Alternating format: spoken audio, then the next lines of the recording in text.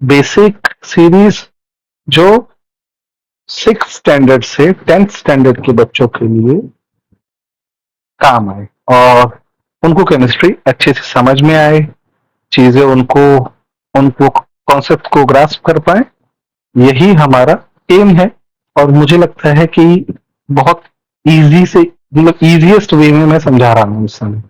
तो ये उसी का कंटिन्यूशन है। पिछली वीडियो में हमने बात किया था केमिकल रिएक्शन के बारे में, फिर मतलब उससे ही कुछ टाइम पहले हमने क्विज के बारे में बात किया, मेटल्स के बारे में बात किया, नॉन मेटल्स के बारे में बात किया, पीरियोडिक टेबल के बारे में बात किया। अब उसी से रिलेटेड एक टॉपिक है केमिकल सिंबल्स एंड फॉर्मूले, understanding the language of chemistry. देखिए, केमिस्ट्री सिंबल्स की भाषा में बात करती है, सब चीजें सिंबल्स हैं। अगर सब कुछ लिखने बैठ जाओगे तो थोड़ा मुश्किल होगा। तो क्योंकि ये बहुत मुश्किल है तो इसको बहुत समझने में थोड़ा सा तो ध्यान दे लगाना पड़ेगा। वे कभी कभी सिंबल्स मैच नहीं करेंगे, कभी कभी सिंबल मैच करेंगे। तो कोशिश करिए कि इस सीरीज को लाइक करें, कमेंट करें, शेयर करें, सब्सक्राइब करें और जितना हो सके हमारे चैनल को अपने प्यार दें। तो ये है प्रोफेसर केमिस्ट्री और प्रोफेसर केमिस्ट्री की नए टॉपिक के साथ में हम स्टार्ट कर रहे हैं। तो ready for action and welcome to our channel. तो व्हाट डू दे मीन? आपने देखा होगा कि आप बहुत सारे मतलब कभी आपको लिखने को मिल जाता है कि Fe3+ है, इसका मतलब क्या है? ठीक है, H2 है, इसका मतलब क्या है? मैग्नीशियम क्लोराइड है, इसका मतलब क्या है? C4H10 है, इसका मतलब क्या है? हम इसी के बारे में बात करेंगे। देखिए, Fe3+ का मतलब है iron is in +3 oxidation state या +3 चार्ज है। इसका मतलब क्या है? न्यूट्रल आयरन से 3 इलेक्ट्रॉन निकाले गए हैं। पहले वाले का मतलब ये है। Magnesium chloride is an ionic compound, जो मैग्नीशियम जो है 2 क्लोरीन के साथ में बनता है। वाटर का सिंबल आपको पता है। और C4H10 है ब्यूटेन। ब्यूटेन इज बेसिकली जो आप अपनी गैसेस होती हैं, लिक्विड एलपीजी गैसेस होती हैं या सीएनजी होती हैं, उसमें इनका इस्तेमाल होता है। ठीक है, तो हम धीरे धीरे समझेंगे। हम रिप्रेजेंट कैसे कर सकते हैं, ठीक है, कैसे हम केमिकल सिंबल से रिप्रेजेंट कर सकते हैं, उसका आईपिक नेचर क्या है और केमिकल फॉर्मूले टू रिप्रेजेंट कंपाउंड्स। तो ये दिया था स्वीडिश साइंटिस्ट जॉन्स जेकॉब ब्रेजलिस, और वही मतलब बोलते हैं कि फादर हैं केमिकल सिंबल्स को देने के लिए। ठीक है, और इसमें जो केमिकल सिंबल्स जो होते हैं वो उनके लैटिन नेम से ड्राइव होते हैं। तो आपने कभी देखा होगा कि आ, हम अगर देखते हैं केमिकल सिंबल्स जो है शॉर्ट हैंड वे में हम उसको रिप्रेजेंट करते हैं। हम क्या करते हैं कि जैसे सोडियम है तो सोडियम को लिखते हुए हम Na का इस्तेमाल करते हैं, जिसमें N जो है, N का मतलब होता है N इज ए कैपिटल और A जो है स्मॉल होता है। तो बेसिकली ये एक लेटर है। ठीक है, और हम Na को N और A नहीं लिख सकते, उसको Na ही लिखना होगा। ठीक है, तो केमिकल सिंबल्स क्या है? Short hand way of representing elements in chemistry. ठीक है, केमिकल सिंबल्स क्या है कि वो भाई अगर आपको केमिकल सिंबल, जैसे सोडियम का जो केमिकल सिंबल है, इंडिया में भी वही सोडियम रहेगा सिंबल, ऑस्ट्रेलिया में भी वही रहेगा। यानी अगर एक इंसान केमिस्ट्री इंडिया में कर रहा है, ऑस्ट्रेलिया में कर रहा है, यूएस में कर रहा है, उनके लिए जो डिफरेंस है वो सेम हो गया।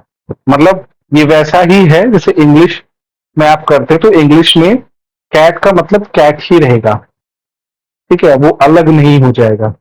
और जब हमें केमिस्ट्री में बात करनी होती है तो हमें सिंबल्स की जरूरत पड़ती है। ठीक है, अब जो कॉमन केमिकल सिंबल्स हैं उनके बारे में बात करते हैं। जैसे हाइड्रोजन है, हाइड्रोजन को हाइड्रो एंजीन से मिलता है, विच मीन्स वाटर फॉर्मिंग। और ये हाइड्रोजन जो है most abundant element of universe ही है।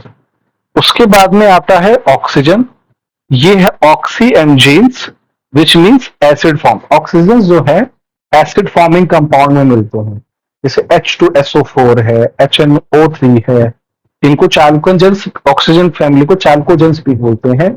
चाल्कोजेंस इसको क्यों बोलते हैं ये आप हमें वीडियो में कमेंट करके भी बता सकते हैं, क्योंकि मैं इस वीडियो के बारे में चाल्कोजेंस के बारे में क्यों उनको चाल्कोजेंस बोला जाता है हम इसके बारे में एक बार बात कर चुके हैं।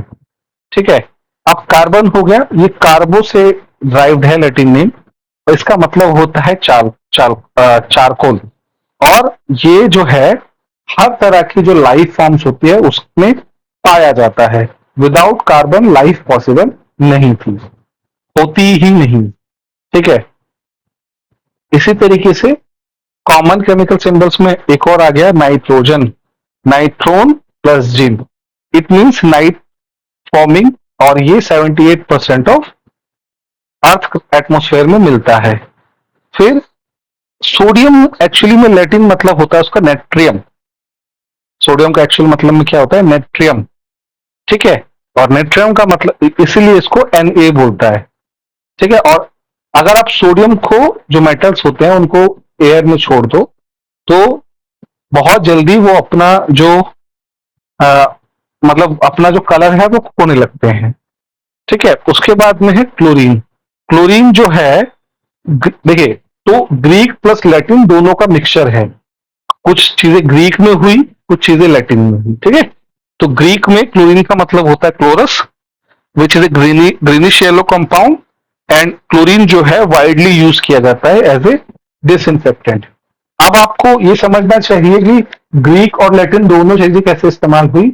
इसके लिए आपको हमारी हिस्ट्री ऑफ एटॉमिक थ्योरी को थोड़ा सा सुनना चाहिए, आपको पता चलेगा कि इनिशियल वर्क्स जो है इस पर किसने किया था। अब हम ये सिंबल स्क्रैबल है, इसको हम देखने की कोशिश करेंगे कितना आपको आता है। एयू क्या होता है?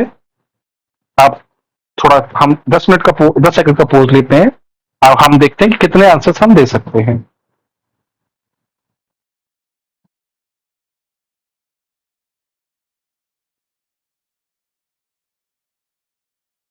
चलिए अब हम इन आंसर्स को देखते हैं। एयू जो होता है वो गोल्ड होता है। एनआई क्या होता है? वो निकल होता है। ठीक है। मैग्नीशियम Mg है, आयोडीन आई है, पी फॉस्फोरस है, Ag सिल्वर है, पोटेशियम के लिए के इस्तेमाल होता है, कैल्शियम के लिए सी इस्तेमाल होता है, Hg के लिए मरकरी इस्तेमाल होता है, Al के लिए एल्यूमिनियम, जिंक के लिए Zn, कार्बन के लिए सी। ठीक है। हमारे पास अभी तक इन जनरल हमारे पास में 118 एलिमेंट्स होने चाहिए। कुछ एलिमेंट्स हम आर्टिफिशियली प्रोड्यूस करते हैं। तो ये वाली जो सीरीज है ये एल्कली मेटल्स की सीरीज है, ये एल्कलाइन अर्थ मेटल्स की सीरीज है। इसको ट्रांजिशन एलिमेंट्स बोलते हैं, स्कैंडियम से जिंक तक। ठीक है। फिर बोरान, ये हमारी बोरान फैमिली है, ये carbon family, nitrogen, oxygen, fluorine, and ये हमारी क्या है? ये हमारी नाइट्रोजन का। ठीक है।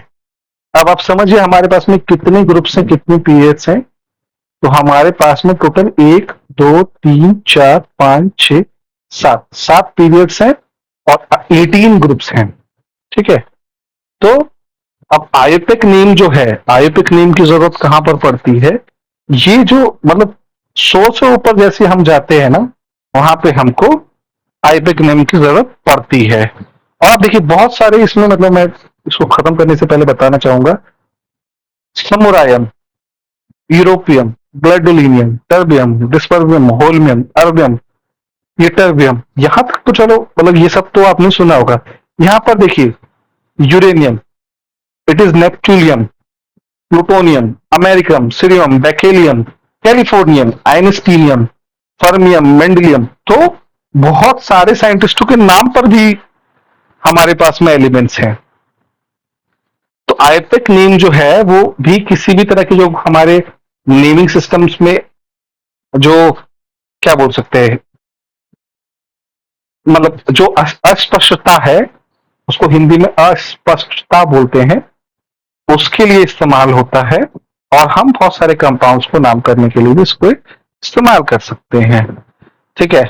अब हम नेमिंग ऑफ कंपाउंड के बारे में थोड़ा सा बात कर लें। हमें पता है the chemical formula for carbon dioxide is CO2। इसका मतलब क्या है? कंपाउंड कब बनते हैं? जब एक से ज्यादा एलिमेंट्स मिलके उसको मिलते हैं। तो केमिकल फॉर्मूला रिप्रेजेंट करता है कि कितने उसमें एटम्स हैं, दो एलिमेंट्स के या दो से उससे ज्यादा एलिमेंट्स के। ठीक है, तो ये रिप्रेजेंट कर रहा है कि CO2 में एक कार्बन एटम है और ऑक्सीजन में कितने हैं? दो। तो जो कार्बन है वो 1 है, ऑक्सीजन कितना है? 2 है। और ये जो सबस्क्रिप्ट है ये 2 रिप्रेजेंट करता है कितने एटम्स हैं। ठीक है, तो अगर आप मॉलिक्यूलर मॉडल देखना चाहें ऑक्सीजन का तो कार्बन डाइऑक्साइड का, तो उसके बगल में मैंने दिखाया है। ठीक है, अब हम बात करने वाले हैं कुछ नेमिंग। देखिए आयनिक कंपाउंड को कैसे नेम करते हैं और कोवलेंट कंपाउंड को कैसे नेम करते हैं। आप देखिए एक सबसे जो बेस्ट एग्जाम्पल, जो हम 3 एग्जाम्पल से समझेंगे। सबसे पहला है कि metal will always come first in chemical formula followed by non metal. ये इंपॉर्टेंट है। आप ClNae नहीं लिख सकते, मेटल्स को ज्यादा प्रेफरेंस मिलती है, इसलिए सोडियम Cl। इसीलिए और इसको हम सोडियम क्लोराइड बोलते हैं। इसी तरीके से कॉपर सल्फाइड, हम सल्फर को आप कॉपर नहीं लिख सकते हैं, ये कन्वेंशन है, आईयूपैक कन्वेंशन है। इसी तरीके से जो हमारा सोडियम सल्फेट है, ठीक है ना, तो जो कुछ जो एक से ज्यादा मतलब जिसमें एक से ज्यादा एलिमेंट, दो से ज्यादा एलिमेंट्स हो, उनके लिए फिर एक कलेक्टिव टर्म्स आती है। जैसे SO4 है तो इसमें कॉपर, जैसे पहले वाले में कॉपर सल्फाइड हो गया, तो इसमें सोडियम सल्फाइड ऑक्साइड नहीं होगा। आप बोल सकते हैं ना, ऐसे बोल सकते सोडियम सल्फाइड ऑक्साइड बोल सकते हैं, नहीं। SO4 is in collective entity. ठीक है, इसी तरीके से अगर आप कोवलेंट कंपाउंड को नाम करोगे तो थोड़ा सा अलग हो जाएगा। जैसे कार्बन डाइऑक्साइड, ठीक है, तो हम इसमें जितने एटम्स हैं नॉन मेटल के उसके बारे में बोलते हैं जब हम कोवलेंट कंपाउंड को नाम देते हैं। और आयनिक कंपाउंड कब बनते हैं? जब एक मेटल हो एक नॉन मेटल हो।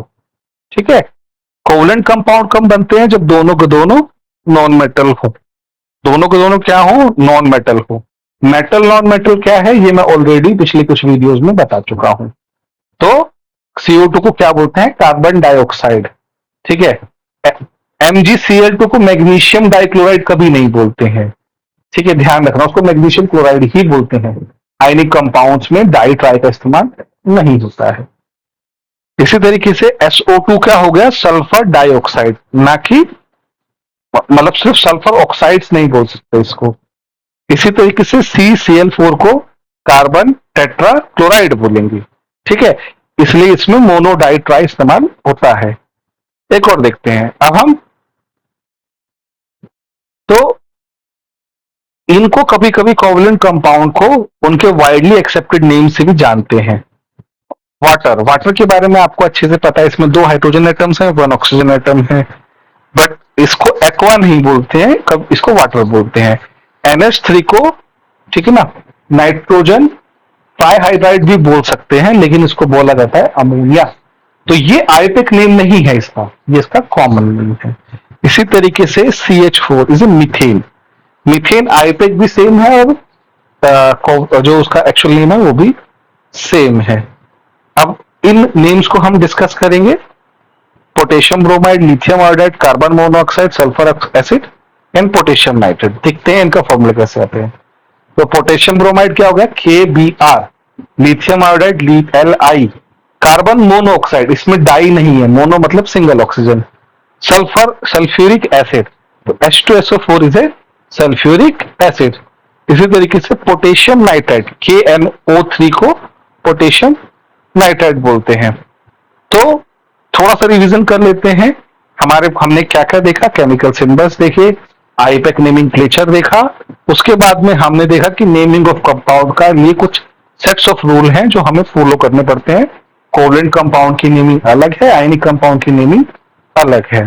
ठीक है, तो मुझे लगता है कि आप जाइए, जितने हो सकते हैं कंपाउंड्स जो हैं उनके नाम को करना स्टार्ट करिए, और जितना हो सके, ठीक है, केमिकल फॉर्मूलेस को देखिए और उनका नाम करना स्टार्ट करिए।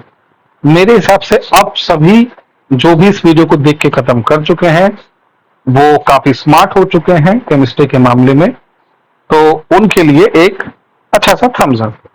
तो don't forget to share, like, share and subscribe our channel.